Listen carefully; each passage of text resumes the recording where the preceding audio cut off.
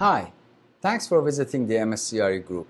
My name is Shayan. I'm Managing Director of KW Commercial in DFW Preferred Market Center in Dallas, Texas. I've been asked to talk about three major points for investors to consider or to be aware of when they're investing in commercial real estate. I break it down into market, property, and finances. So you need to be knowledgeable about the market that you're active in.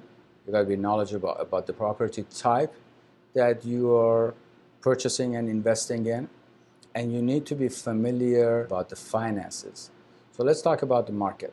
In market, you really need to know the sales comps, the lease comps. You need to know the data points in demographics, the job growth, major employers, number of households, the income for households, and the characteristics of your household mix. And then you start from your market, the larger market, then you go to sub-market and to your neighborhood. So this is what you need to be aware of when it comes to your market.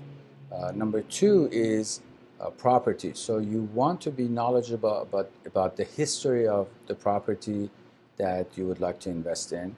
Also, you need to know your property type, whether it's multi-tenant, retail, industrial, flex. You want to know how many of these properties are offered for sale in your market, in your submarket. What are the price points, the cap rates? If you're buying a multi-family, you need to review the preliminary title report and you need to understand it. And if you have questions, make sure ask your questions and try to understand what is in the preliminary title report. Then you would like to study the survey and understand the survey. You need to read the phase 1, phase 2 environmental report. If there is a phase 2, usually there's a phase 1. But you need to read it and understand the major points in the environmental reports. Also, for that specific property that you're investing or the properties that you're considering to invest, you need to know about the deferred maintenance, the cost to address the deferred maintenance, and the potential, how you can reposition or re-tenant it or improve the property. So that's point number 2.